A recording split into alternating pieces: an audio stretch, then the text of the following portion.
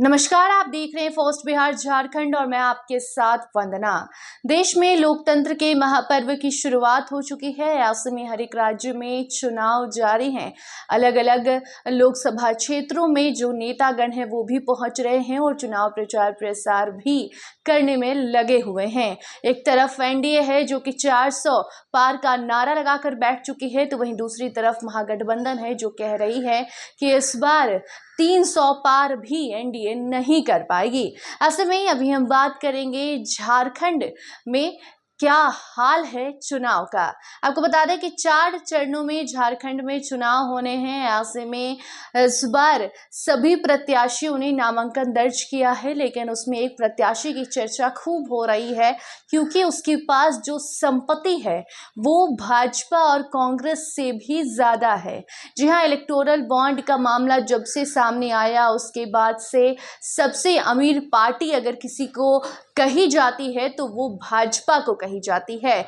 मगर ये रिपोर्ट बता रही है कि झारखंड में भाजपा नहीं बल्कि कोई और पार्टी का जो प्रत्याशी है वो सबसे ज्यादा अमीर है, जो भाजपा के प्रत्याशियों के साथ साथ कांग्रेस के प्रत्याशी को भी टक्कर दे रहा है क्योंकि उसके पास जो संपत्ति है उसका ब्यौरा सामने आया है। प्रत्याशियों ने नामांकन करना शुरू कर दिया है। ऐसे में नामांकन के बाद ये सारी जानकारी अब सामने आ रही है कि कौन से प्रत्याशी के पास कितनी संपत्ति है। और इसी कड़ी में एक रिपोर्ट सामने आई है जहां बताया गया है कि भाजपा, झामुमो, कांग्रेस भी नहीं बल्कि झारखंड में पहले चरण में खड़े किसी एक प्रत्याशी के पास सबसे ज्यादा संपत्ति है, जितनी संपत्ति भाजपा और कांग्रेस के प्रत्याशियों के पास भी नहीं है।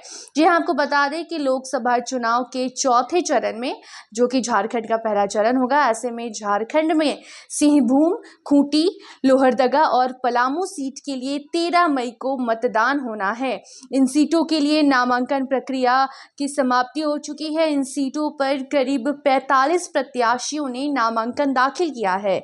ऐसे में एडीआर और द नेशनल इलेक्शन वॉच ने 45 उम्मीदवारों के शपथ पत्र का विश्लेषण कर एक रिपोर्ट जारी की है। उस रिपोर्ट में आपको बता दें कि सारी जानकारी दी गई है कि जो प्रत्याशी हैं वो कहाँ के हैं, वो कहाँ रहते हैं, उनके पास कितनी संपत्ति है, उनके ऊपर कितने आपराधिक मामले दर्ज हैं, उनका जो उम्र है, उनकी उम्र क्या है, ये सारी जानकारी इस लिस्ट में दी गई है।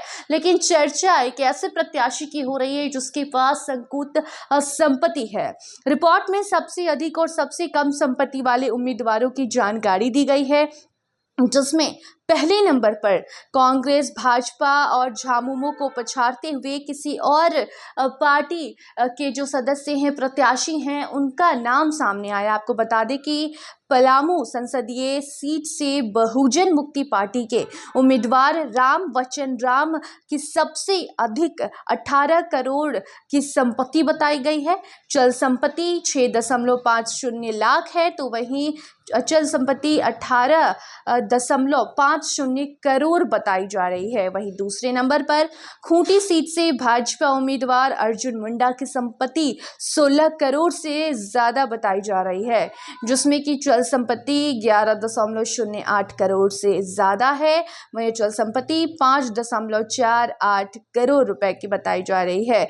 ऐसे ही करके एक एक उम्मीदवारों की लिस्ट और उनकी जानकारी सामने आई है, जिसमें बताई गई है कि उनके पास कितनी संपत्ति है। तो कुल मिलाकर बात यही है कि जब से इलेक्टोरल बॉन्ड का मामला सामने आया उसके बाद कहा जा रहा था कि भाजपा के जो लोग होते हैं, भाजपा के जो प्रत्याशी होते हैं, उनके पास काफी ज्यादा संपत्ति होती है, क्योंकि इलेक्टोरल बॉन्ड में सबसे नंबर 1 पे अगर कोई पार्टी थी जिसको सबसे ज्यादा चंदा मिला वो भाजपा थी। लेकिन झारखंड का हाल कुछ और ही है। बाकी रिपोर्ट आपको कैसी लगी जरूर बताइए कमेंट सेक्शन में, वीडियो को शेयर कीजिए। धन्यवाद।